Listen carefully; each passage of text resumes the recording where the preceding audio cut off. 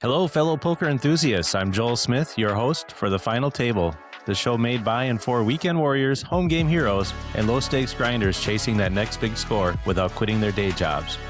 Whether you're crushing the 1-2 live games, battling microstakes online, or just trying not to tilt after a bad beat in your buddy's home game, this is your spot.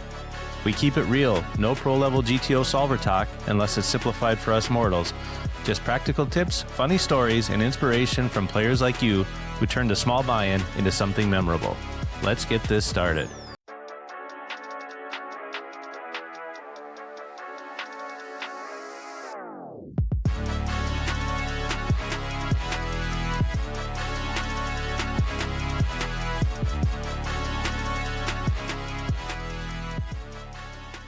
Welcome, everyone, and please welcome our guest, Carin Kassa. She's a local grinder from the state of North Dakota, here to share stories of her personal poker journey. Thanks for joining us, and how you doing, Carin? I'm good. How are you, Joel? I'm doing well. Let's start this out by having you tell us a little bit about yourself. Where are you from? Right now I live in Wapton, North Dakota. I grew up down across the South Dakota border, though, so will always consider myself a South Dakota girl, but I live in Wapton, North Dakota right now. And how about family? I grew up in a rather large family. I've got lots of siblings, and then I am married to my husband, Eric, who was on your show, and we've got 2 children of the 2-legged variety, and we had 2 children of the 4-legged variety also. Oh, pet lovers. Yep. Dogs, cats? What type of pets do you have? We had 2 dogs. We Okay. had a little tiny one who was a little 7-pounder, and then we decided to go to the extreme opposite, and we have a Old English Bulldog. Oh, okay. So, That's that's quite a group. yep. And what do you do for a living? What do you do outside of poker? I work for the Department of Human Services in Wilkin County as Okay. my regular job, and then I work events out at the Wapton Event Center and bartend and serve at one of our local bars as a poker money job. Ah, So that's build how that I bankroll. supplement my poke. That's right. That's how I supplement my bankroll. Yeah, sounds like you've got a busy schedule. How did you get introduced to playing cards in general? Friends, family? Uh, Growing up, our family, because we did have a large family and my dad was a teacher, we never had a lot of extra income. So cards was our outlet. We also didn't have a dishwasher. So we would play cards every night after supper, and whoever lost had to do the dishes. And when you have a family of anywhere from 7 to 12 people living in the house at one time, you did not want to be the loser. So we started off with gin rummy, whist, and as we all got older, it was a natural progression, and we got into pinochle and Hazy and all of those more skilled games. What was the last one that you said? I don't think I've ever heard of that game. It's called Hazy. It's played with half of a pinochle deck. It was one of my grandpa's favorites, actually. Huh. Is that something that's just kind of native to that area, or is it played all over the place? I've never heard of that. It has lots of different names. I've heard it called Hassan Pfeffer. I've heard it called Euchre. I've heard it called Buck. So it's one of those that Okay, just has lots of names. We grew up calling it Hazy because that's what our grandpa called it. cool. So he had 7 to 12 people. That's a lot of dishes to clean. I can understand why It you'd want to was a try to lot get of, why you'd want to get really good at a game. And who got to decide which game you were going to play? I got to believe there was probably one that was your favorite, which was probably different than others. it just kind of depended on the ages of the people playing because as we got over, like I said, we started off with the simple games like gin rummy and whist. Did a lot of cribbage as everybody got older and could learn the math skills. My dad, as a teacher, thought that was a great outlet to kind of learn the math skills for everybody. And once Hmm. everybody reached a certain age and understood the rules of pinochle was the game we played. I never actually started playing poker until I was almost 30. And what got you started in poker? I started dating this guy from Hankinson, North Dakota, and I had never played poker in my life. And our local casino used to have $5 tournaments, and he would go down and play the tournaments at our local casino. And talked me into going down and playing with him, and that's how I got started. Those were our date nights Mm, back when we were dating. It was cheaper than dinner and a movie was to go down and play the $5 poker tournaments. So, maybe make a little money once in a while, right? yep, and I think it was maybe the 2nd or 3rd tournament I played, I got, like, 2nd in, and I'm like, "Oh, okay, this is alright." Yeah. Have So, you do you enjoy the competitive aspect of it, or what do you really enjoy about poker? I enjoy the social aspect of it. Mm, I'm a competitive person by nature, but I just enjoy the social aspect of it, you know? When we were dating and we'd go down there, we'd have much like, the tournament scene now, you have your little poker family and everybody would chit chat and, "Oh, how was your week?" or "What'd you do?" or "How's this going? How's that going?" So I just really enjoy the social aspect of it. You can sit and talk while you're playing. It's not just all quiet. yeah, and you get 4 or 5 hours to get to really know people on a regular basis, right? Exac exactly. Yeah. Where do you guys play locally now then? Is it still casino games or playing I know you're playing FPN obviously. Yep. Our local casino no longer has a card room, unfortunately. So we play at the Wapton Eagles Club on Monday nights through FPN, and then Thursday nights is out at our local bowling alley, Terrace Lanes, has a Thursday night FPN league. So, And you guys also I remember from Eric's conversation, you guys also play some charity events too, right? Through like 701 Poker and Dakota Poker Tour, and I think there was maybe even one other tour that you guys participate in? Midwest. Midwest, okay. Yep. And, When those are around, we'll go and play those, and they depend upon the buy-in and what our bankroll looks like that weekend. But yeah, we just enjoy playing. So, yeah, and if I'm not mistaken, I believe you had some success in one of those just recently. I was doing a little, research on you online, in February at Oaks. You got a 6th place out of 93. yep, I sure did. So That's that that was helps build the that was a bankroll, fun right? tournament. It does. That weekend we played in Lisbon on Friday night, and Eric ended up winning in Lisbon. So we decided to go to Oaks on Saturday, and then I ended up moneying on Saturday. So yeah, it was a fun weekend. And then I was also checking some of your online scores, and just recently last week, it looked like you got 8th place out of 161 on a Friday night tournament online. That's a really strong finish. And then you also had the big win that you had most recently was your spring season championship, where out of 156 players, you won it and won a $5,000 poker package. Yeah, that one was a lot of fun, and um, we were both actually playing that one. I didn't even realize that I had qualified, and Eric said, "Well, are you going to play the tournament?" And I said, "Well, I don't think I qualified for that one." He's like, "No, I'm pretty sure you have." So I went and checked and jumped on, and he made it pretty deep into that tournament himself, actually. And then all of a sudden, he's like, "Yeah, I'm done." I'm like, "Well, I'm still in." I'm like, "Oh, final table." And then I looked at him and I said, "Yeah, I just won." With a sound of surprise like that? Exactly. It sounded a surprise like Funny. that. That's amazing. So have you decided what you're gonna do with that prize package? Are you gonna go play something in Vegas or somewhere else? I haven't totally decided yet. I'm kind of waiting for the new WPT, the fall schedule to come out. We've been really busy this spring and just lots of personal stuff and work stuff. And so it's a matter of finding the time. And I'd really like to play a WPT event just because, I think a World Series event would be a lot of fun too. But I've always kind of had the desire to play a WPT event. So I'm waiting for the fall schedule to come out. It'd be a lot of fun to play one of the European events or something like that, but we'll wait and see where it all plays out. They used to have an event in Reykjavik, Mm, and that has been my top bucket list destination for many, many years. So if I could make that one work, that would be the ultimate for me. yeah. That's Iceland, right? Yep. Yeah. Wow, what a exotic destination to go play poker. That'd be pretty awesome.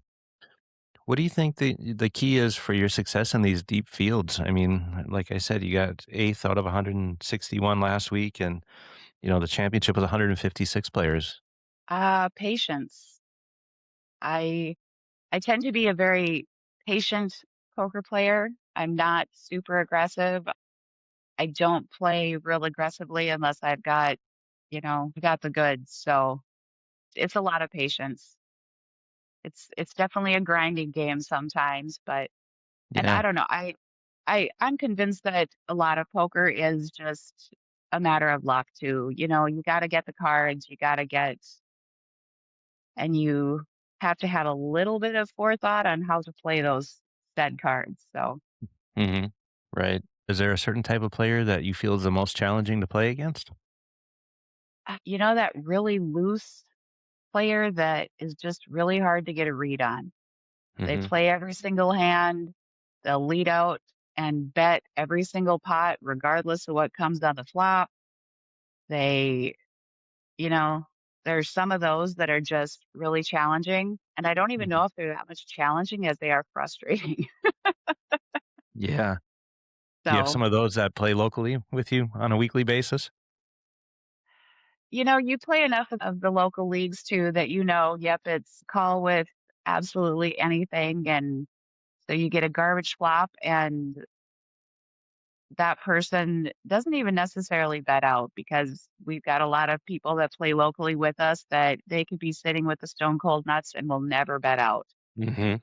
And they will just sit in our calling station. So you're sitting with the second nuts or top pair or something like that, and you think you're good, and all of a sudden they flip over pocket aces that they were sitting there limping with. So that can get frustrating. But yeah, Mhm. we have a very wide range of players that play with us locally. So Yeah, and it's always surprising when that same person that had the pocket aces the time you didn't expect it will call you all the way down with king high the next time, and you're like, "What just happened?" yeah, Right? exactly. You're like, oh, wait a minute, my ace high is good. Okay. Yeah, exactly. It gets hard to build big pots against those people though, because you can bet into it, and once they start calling, you don't even wanna bet into it anymore because you know that they're just gonna call you down with anything, so Mhm. you're like, "Why risk all my chips and have them hit?" Yeah.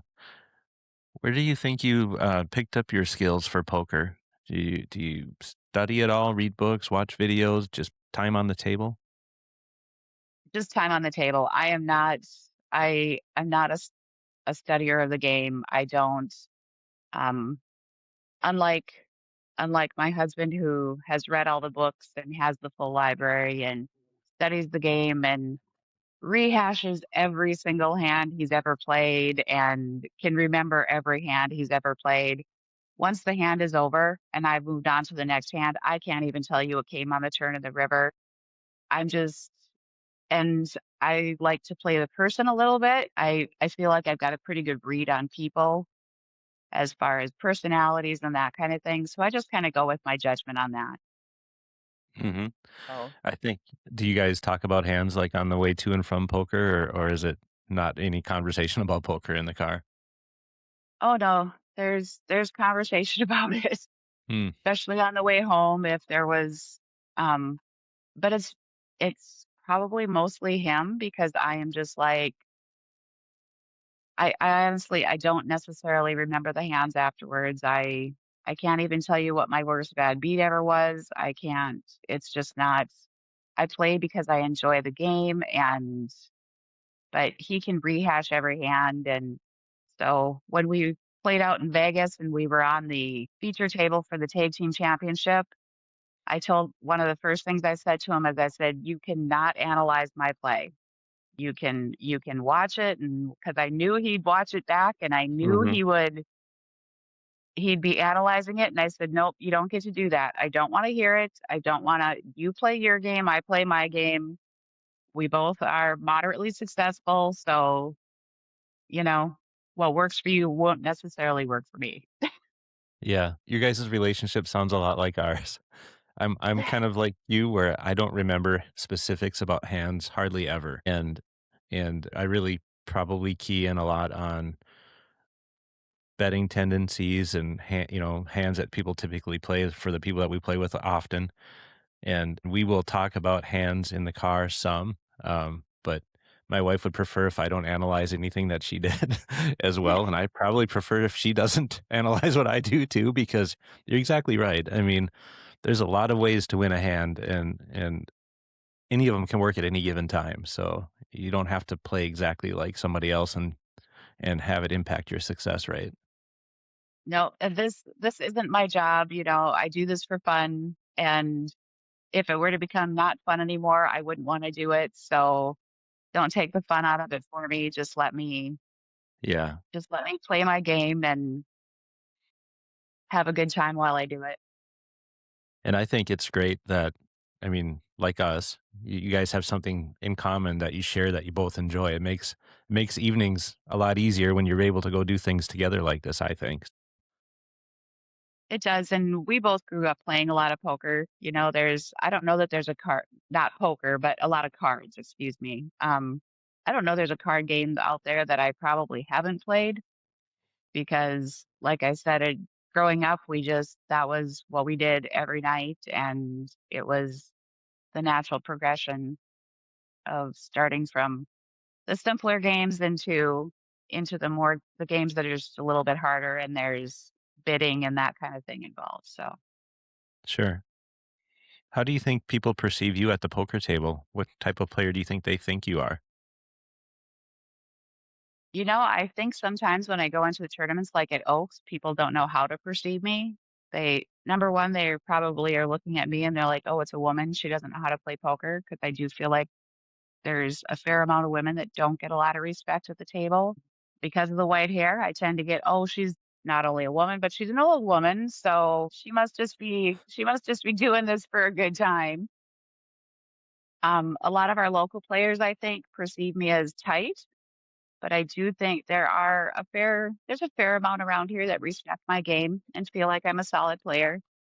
So it just totally depends on the environment and whether or not people know you. So Do you think that you're able to take advantage of the perception of women playing in poker? I tell my wife that all the time. I tell her because I think they perceive her oftentimes as tight. And, if there's an ace on the board and she's betting, she's got the ace.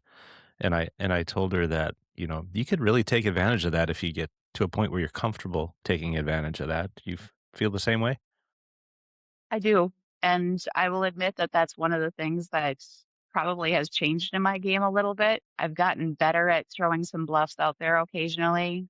Um, and they're not full on bluffs, they're bluffs to a draw, I'm drawn to the nut flush or something like that. Hmm. But it's already out there on the board and nobody else has bet to me. I I'm a firm believer in position too. There's a lot of people that don't play position well, and I feel like a lot of it is position play. It's not necessarily male female play, it's just position play. I don't Hmm. like to be perceived as the woman playing. I guess I just would rather be perceived as a poker player. Right. So, Do you prefer to have a big stack in a tournament, or do you feel like you're stronger with a shorter stack? Where's your strength stack wise? well, everybody wants a big stack in a Mhm. tournament, Joel, So it's but not I'm always also easy to play. it's not, but I'm also cheap, so, if the tournament is a rebuy tournament, I will always just start with the initial stack Mhm. and see where I can go from there and try not to be in. And I'm not one that if it breaks 10, you can add more on and I'm short stacked that I'm going to do the add on because I'm not a firm believer in just more chips are going to make it better. It's just a matter of playing your cards. And if the cards aren't running good that day, then is it really worth throwing another 150 bucks at it? Mhm. Yeah. The Oaks tournament, I was only in for the one buy in. Nice. And that was a grinding tournament all day. I was short stacked that entire day, so I never quite thought that I was even gonna make the final table, let alone, make it into the money because it really was just a grinding tournament all day. Do you have any superstitions or rituals or lucky charms that you have when you play? I really don't, I just and I don't even necessarily always use a card protector. It just if I'm in the 9 seat or the 1 or 2 seat, I always like to have a card protector on just because I've also dealt some tournaments and I know how easy it is for that dealer to sweep your cards on accident. So, but I don't even necessarily always use a card protector. It's just a matter of I just play for fun. I really do. It's not like I said, I'm not playing to pay my mortgage. So therefore I Hmm. can go and have a good time when I play. Yeah. Yeah, for sure. What's one of the moments that you're most proud of in poker? Um, well, that online win is pretty exciting. Hmm. So it's a lot of fun to be able to go to the FBN in Vegas and see your face up there on one of those great big banners, as you well know. That was cool. So that is very cool. That's something that was kind of a benchmark, I guess, for me. The Oaks tournament was a lot of fun, placing placing in that tournament because that was probably one of the bigger tournaments that I've moneyed in with for a live game. So I don't that's probably it. I enjoy playing. I can think of different nights that I've played where I haven't even necessarily done so well, but a friend of mine has done well, or we've just had a really good time sitting around the table playing. And even at a home game, it was just a good, friendly home game. And maybe I got to take home the money, maybe I didn't, but we had a good time doing it. Do you guys play home games very often? We haven't as much now this winter. We've got a couple local people that do some little 20 or $50. Everybody throws in 20 or $50 tournaments Hmm. and we sit and play and it's just about the camaraderie and then we have a pot at the end. But this winter we haven't had a lot of that. I think it's just been everybody is busy and the couple of weekends we've been gonna do it. There's decided to be like we've had this weekend now where snow has decided to roll in and ruin our Hmm. plans. So Right. Yeah, that was an unfortunate surprise for this weekend. yeah. Have you been to Vegas very often, or was this last time there the first time? So this was my first time ever being there for FPN. Hmm. I had traveled to Vegas a few different times with family members. Went once with Eric before we were married because he had never been. So we went out and played a little bit of poker, but this was only the second time that I've ever been out there to actually play cards. I took my mom once, I took my brother once, I took my sister once, just as and that was mostly just sightseeing. So, What did you think of the FPN Nationals experience? I had a great time. I met so many people and as you're going through and all of a sudden you're able to put the the names along with who the people actually are and seeing faces connected to them and chat with them and that kind of thing. It was just a lot of fun. We had met Glenn, who was on your podcast here the night before the tournament in the actual poker room. So then to see him do so well and just roll through that tournament was a lot of fun. And we met a couple at the airport before that were also playing for FPN that so we were chatting with them and just being able to see how everybody plays through and cheering them on from the sidelines when you're not done. And so that part of it was a lot of fun for me. And I thought it was a well-run tournament. I liked the women's tournament. I didn't do well in it, but I liked it. I thought it was a lot of fun because Hmm. when you're playing with a group of women, women just play different. We kind of do. So it was a good time. I really enjoyed it. Did you feel like the schedule was packed like really full, or was it comfortable the amount of tournaments and everything? It was pretty packed. It was a tight schedule. We didn't get in until later on Thursday, so I didn't play anything on Thursday at all. Hmm. Um, and I went with the mindset of I wasn't necessarily going to play everything. If I hadn't qualified, I wasn't going to necessarily play everything. I just wanted to go and have a good time. We didn't have a lot of time for sightseeing or anything like that, but we stayed an extra day and did that on Monday. So I I thought it was a good schedule, but it was Yeah. I think if poker is important to you, it's a really great schedule because, I mean, there's Yep. something going on pretty much all day, every day. And you don't have to play them all either. I mean, you could make time for sightseeing if that's important to someone as well, but it's definitely fun, I think.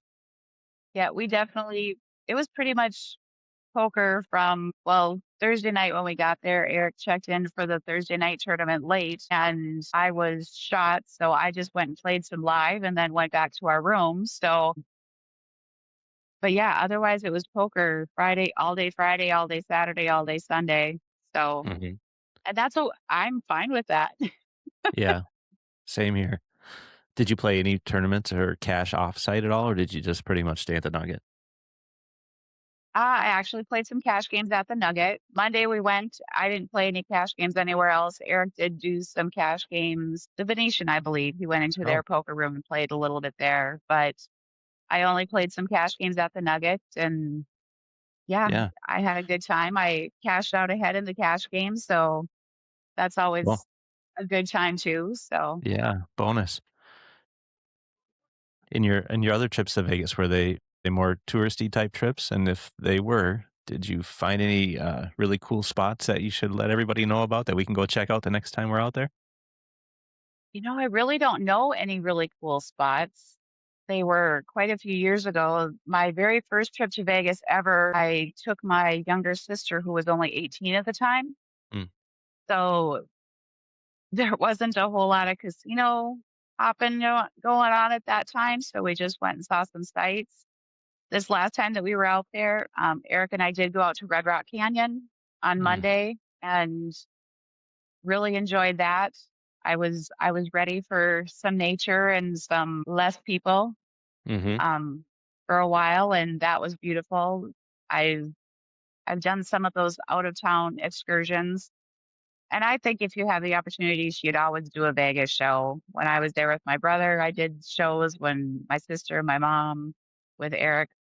Other times, I if you have the time, take in a Vegas show. And I don't think it really matters which show you do in Vegas because they're all usually pretty well.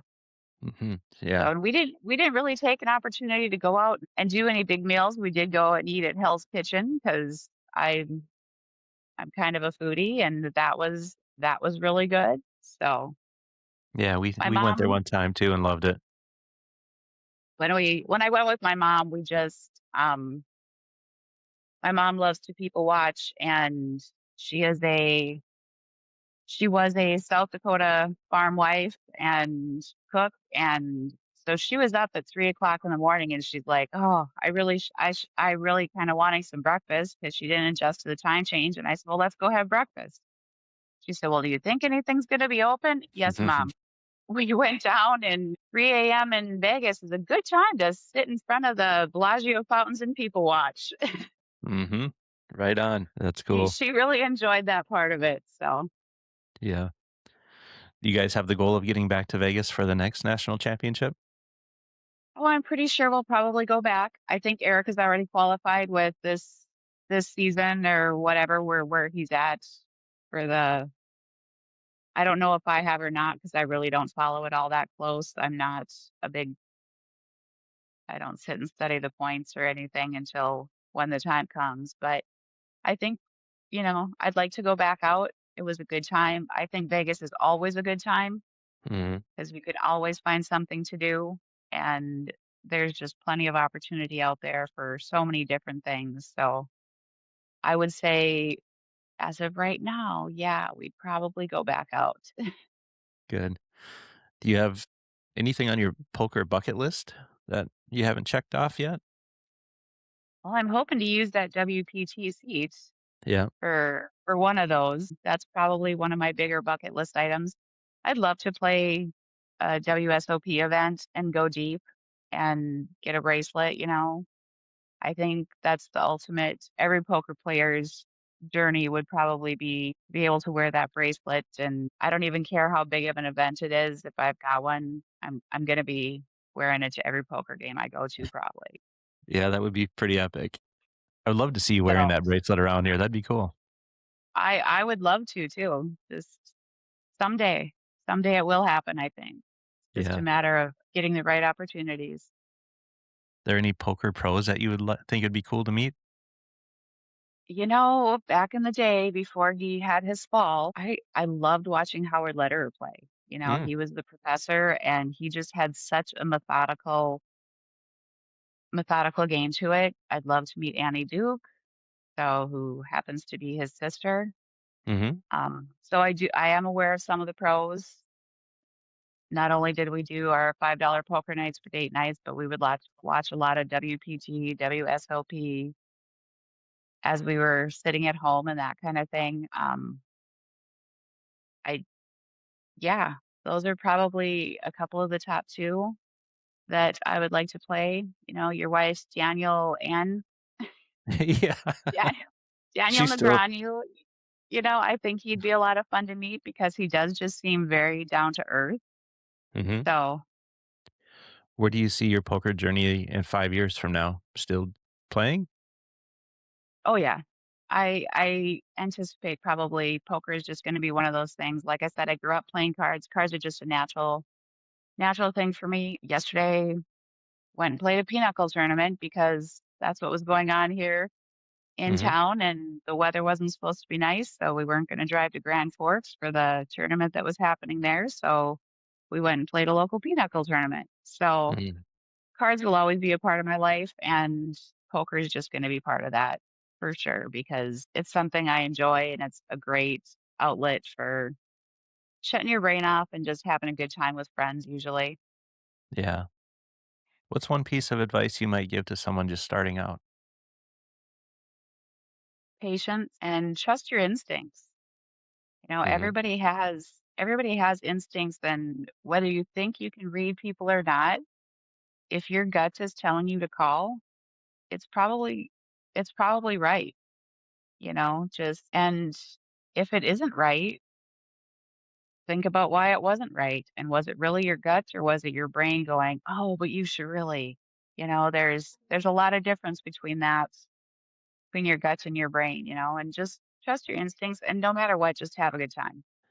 Do you ever get yourself or catch yourself playing to get even at all? Maybe taking a bad beat and then like, "Okay, I'm gonna get you." Probably only against Eric. That sounds just like my wife. Not against Eric, but against No. me. Yeah, no, not necessarily. I'm not, because a bad beat is just that. It's a bad beat, and you can't control the cards. You can't control what comes, and you can't control other players. You can only control how you react to it. And Mhm. if you're one of those that's playing for revenge, it's probably not going to be in your best interest to do that. Yeah, I totally agree with you on that aspect of it. It generally doesn't turn out well. You play too many hands or the wrong hands, and you just dig your hole deeper. Yeah, and I think good players can pick up on whether or not you're playing with a little bit of vengeance, and some of those players are definitely gonna play into that, you Mhm. know? A good player is gonna be able to read that, "Oh, I just got a bad beat on them, and they're gonna be on tilt a little bit now, so, oh, I can pull those chips pretty darn easy." I will admit that I will do that against players. Yeah, And if I've caught a bad beat on somebody, I will probably play back at them and see if they are one of those that I'm gonna be able to suck some chips off of because they are on tilt a little bit and frustrated with me.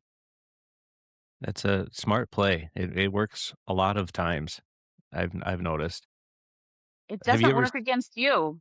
well, you'd be surprised. I maybe just don't show it.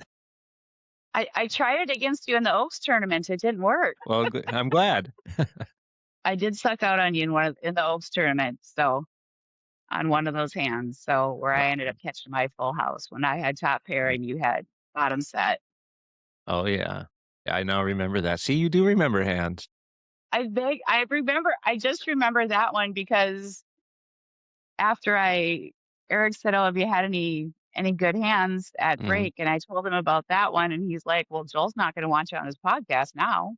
Oh, And I said, "Well, I don't think Joel would want me on his podcast anyway, so I think I'm no, fine." absolutely love having you here. I appreciate you taking the time to do this. Yeah, that was an interesting hand, and I now that I think back on it, I mean, the way it played out, I think think I had a pocket pair. I don't remember what it was. It wasn't anything big. And if I remember right, the flop was like, I don't know, jack high or 10 high, which I think, didn't you have jack 10 or queen jack or Yep. something like that? And, flopping tops or flopping the set, bottom set, of course, I'm trying to extract as many chips as I can from whoever's in the hand. Unfortunately, it just happened to be you, right? So Yep. I'm not betting crazy, hoping that you do have top pair, and then the river paired the board, and you let out, and I was just like, I know exactly what you have here, and I mucked it. I think I even mucked it face up because I it was like, oh, son of a gun. That's just one of those Yep. things, right? It was, and it was totally one of those where had the board not paired and you would have let out again, I would have called because, yep, I had top pair and I had a strong kicker, and Yeah. I wasn't putting you on a set. No, you had no reason to not think you weren't ahead. I mean, it was Nope. is yeah, just one of those runouts, so, But yeah. as soon as you're like, "Oh," when that board paired, and I'm like, "Now I know what he's got." Yep, exactly. Yeah, and as a player, you just gotta put that hand behind you and move on. I mean, other than thinking about tendencies of players and, their history, you can't really think about old hands that just didn't run out well for you. Otherwise, you're gonna lose Yep. more money and fast. Yeah, that's good advice for new players too, just focus on that hand and trying to play that hand as perfectly as you can possibly play it. But that's part of the fun of the game. I like the study of people a little bit, and you do pick up on those tendencies and those hands that, if there's a certain card that hits the board and that player leads out, they probably have it. Well, any shout outs that you would like to make or any last I guess as far as shout outs, I really love my little local Wapton Eagles family and my Thursday Night Terrace Lanes family. I think we always have a good time, and I just really enjoy playing with them, and it's been a challenging year for a lot of us, but those nights that we all come together, we just are able to have a good time and enjoy it, and you know, and everybody just keep grinding and keep playing and finding those little tournaments. They're a great way to build your game and your bankroll if you are so inclined, and enjoy your time. yeah. Well, thanks, Karen. I appreciate you taking the time to join us today on the final table and sharing your poker stories along with some of the personal side of poker with the audience. I had a great time. Thanks, Joel. Well, everyone, if you enjoyed this podcast, please take a moment to share, like, and subscribe so we can continue to share these interesting stories with poker fans all over. Until next time, be kind to others and live just a little bit lucky. Thanks, Karen. Thanks. Have a good day.